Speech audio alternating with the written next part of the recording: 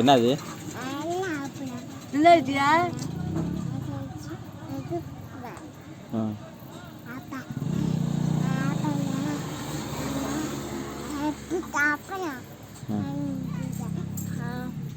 நீ தைக்கூர் போகணும் வேணாமா?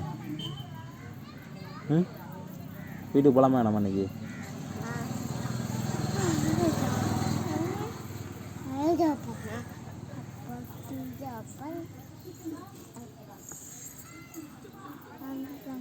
சரி இப்போ வேணாம் விடு, நீ போ வேணாம். அப்போ நீ இங்கே இரு.